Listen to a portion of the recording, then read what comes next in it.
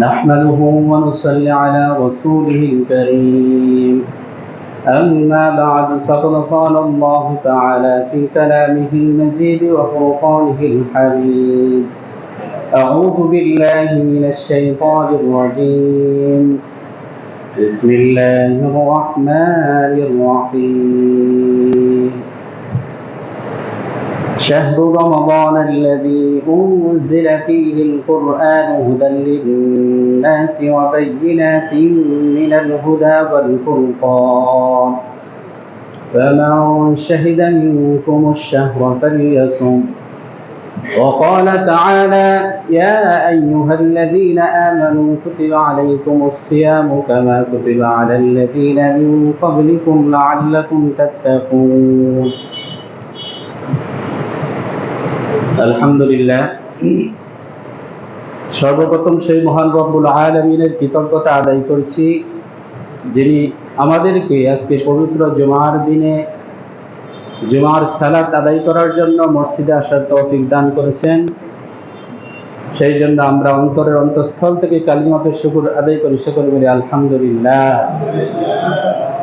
লাখ কোটি দরুদ বর্ষিত হোক সেই মহান মানবতার মুক্তির দূত আখিরি নবী মুহাম্মদুর রাসূলুল্লাহ সাল্লাল্লাহু আলাইহি ওয়াসাল্লামের প্রতি,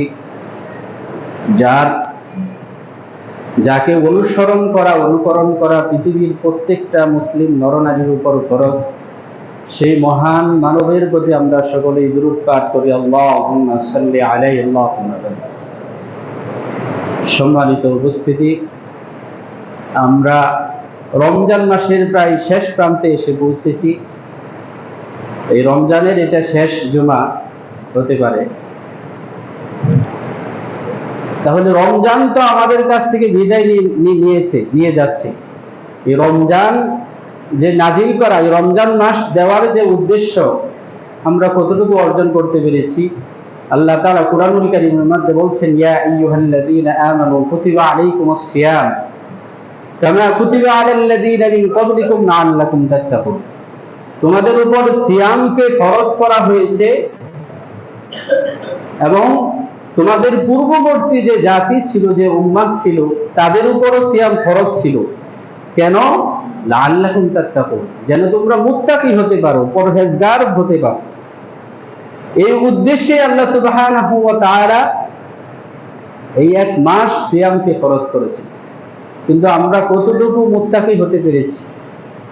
আমি কতটুকু নিজেকে অপরাধ থেকে, পাপাচার থেকে, অন্যায় থেকে, অশ্লীলতা থেকে, দুনিয়াবি সমস্ত ঝামেলা থেকে নিজেকে মুক্ত করতে পেরেছি?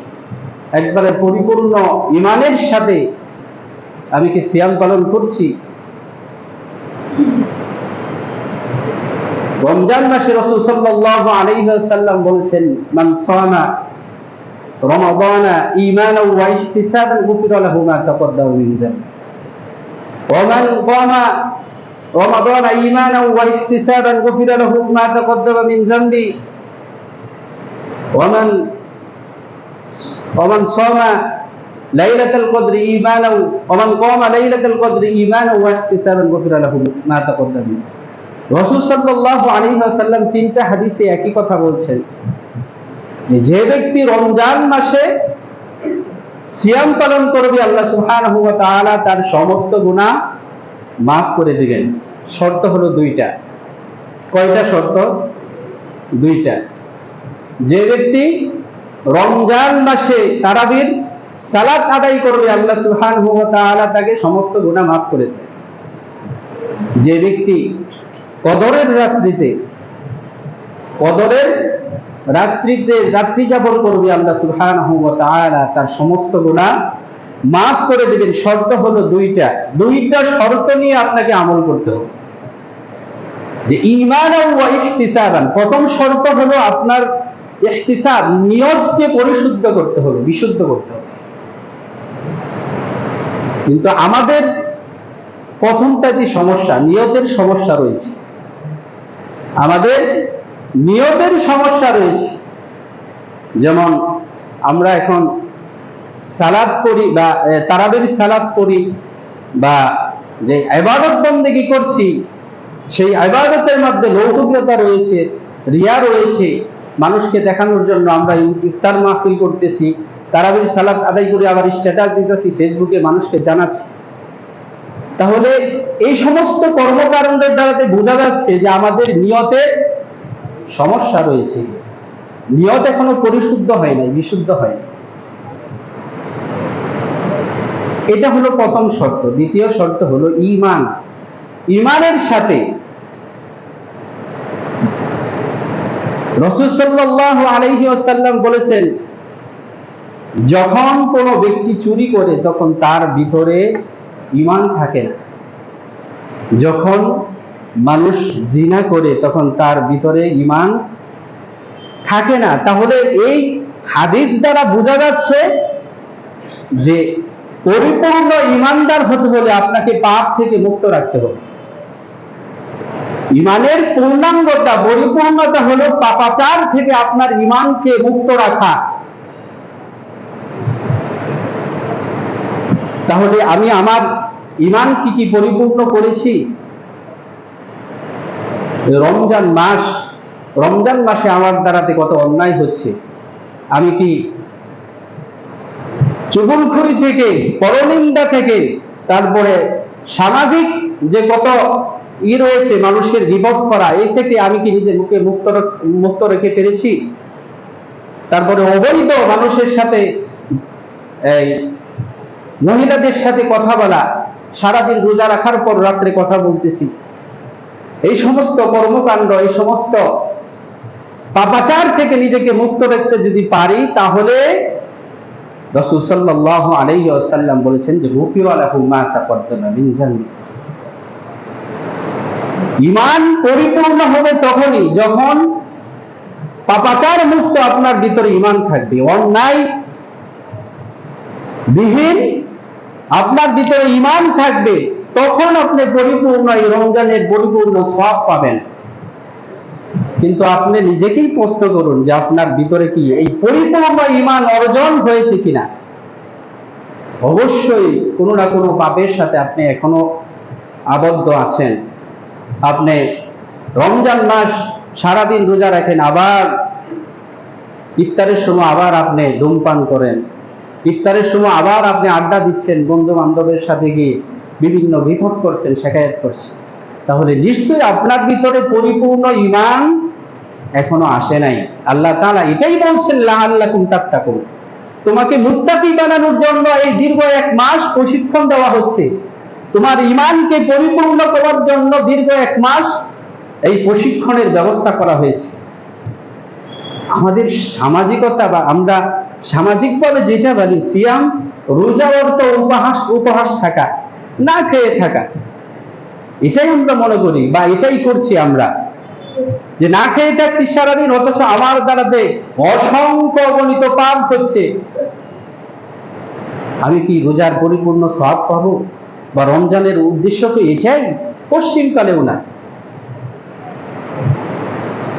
রাসূল সাল্লাল্লাহু আলাইহি ওয়াসাল্লাম বলেছেন, মান লাম ইয়াদা কাওলাজ যুর, যে ব্যক্তি পাপাচার থেকে তার ঈমানকে রক্ষা করতে পারলো না, ওয়াল আমালা বিহি, এবং অশ্লীল বেহায়াপনা কথাবার্তা থেকে সে তার ঈমানকে মুক্ত করতে পারলো না, পরিপূর্ণ বিশুদ্ধ করতে পারলো না, ফালাইসা লিল্লাহি হাজাতুন, আল্লাহ তাআলার কোনো প্রয়োজন নেই যে সে উপহাস থাকুক, সে সারাদিন না খেয়ে থাকা, এটা আল্লাহর কোনো প্রয়োজন নেই।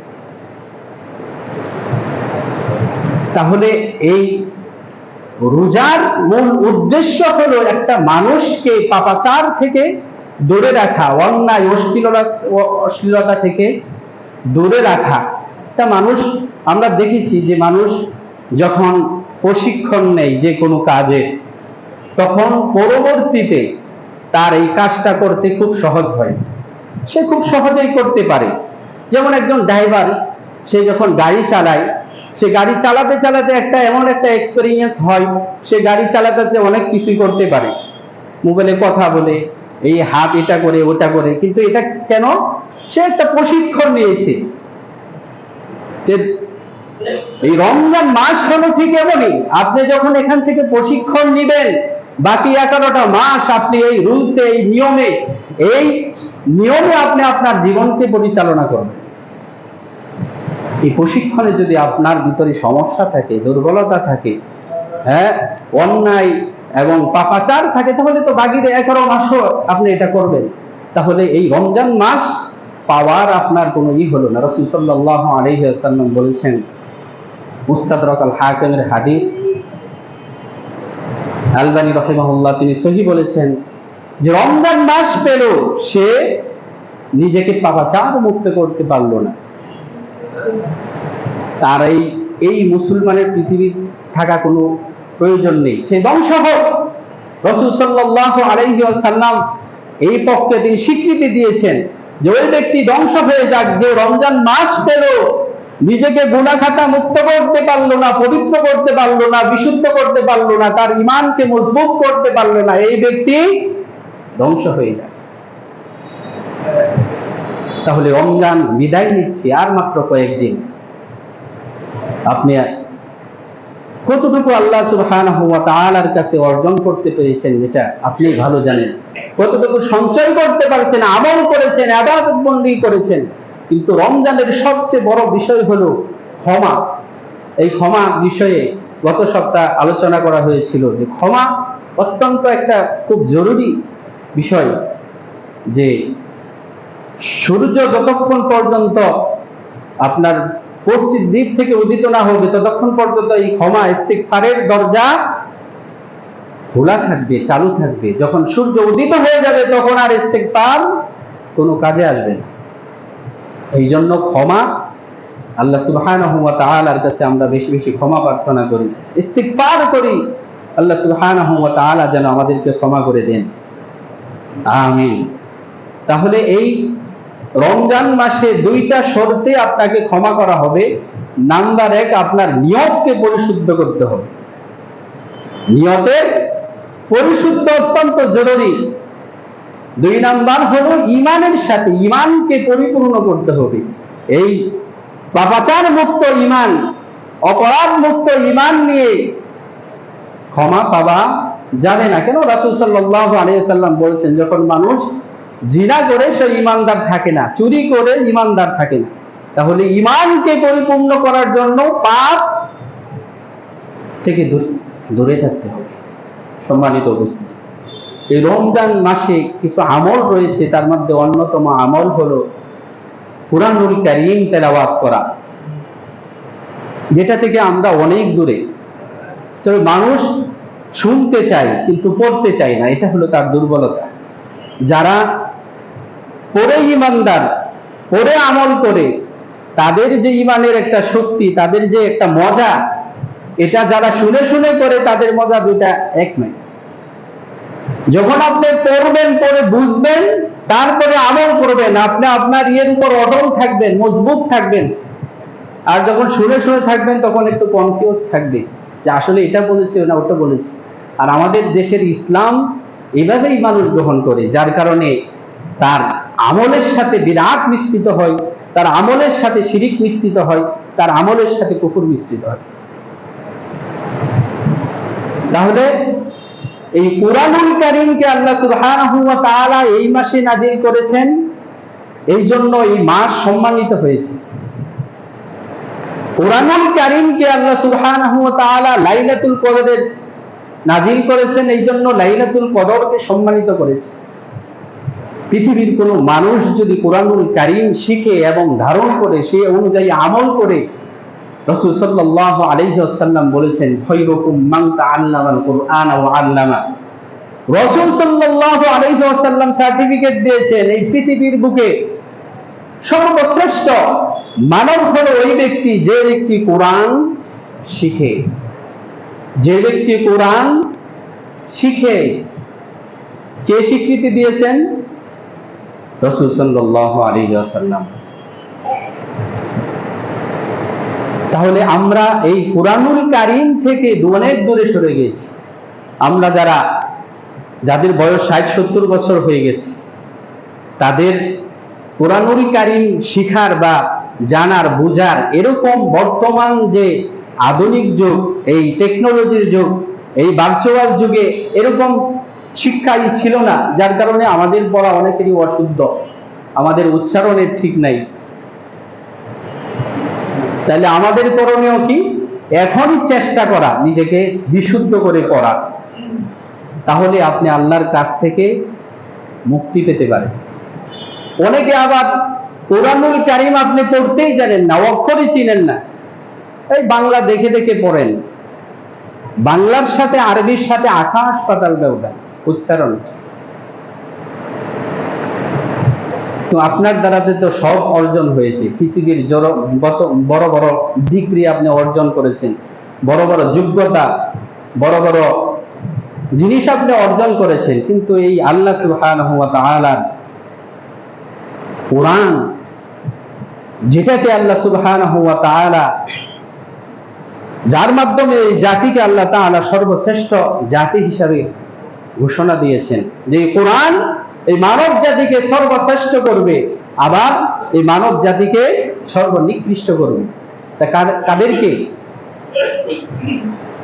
যারা এই কোরআন পড়বে, যারা এই কোরআন অনুযায়ী তার জীবন গড়বে, যারা এই কোরআনকে সম্মান করবে এবং কোরআনের প্রত্যেকটা দিক নিদর্শনকে তার জীবনে বাস্তবায়ন করবে। যে জাতি যতটুকু কোরআনকে মূল্যায়ন করবে, তার মর্যাদা, তার আসন, তার ক্ষমতা, তার শক্তি, তার পাওয়ার এই পৃথিবীতে ততটুকু থাকবে। আমরা যদি পূর্বের জাতির দিকে লক্ষ্য করি, যে পূর্বের জাতিকে আল্লাহ সুবহানাহু ওয়া তাআলা ধ্বংস করেছেন, এই কারণেই তারা তার কিতাবকে, তার নবীকে তারা গ্রহণ করে নাই, মানে নাই।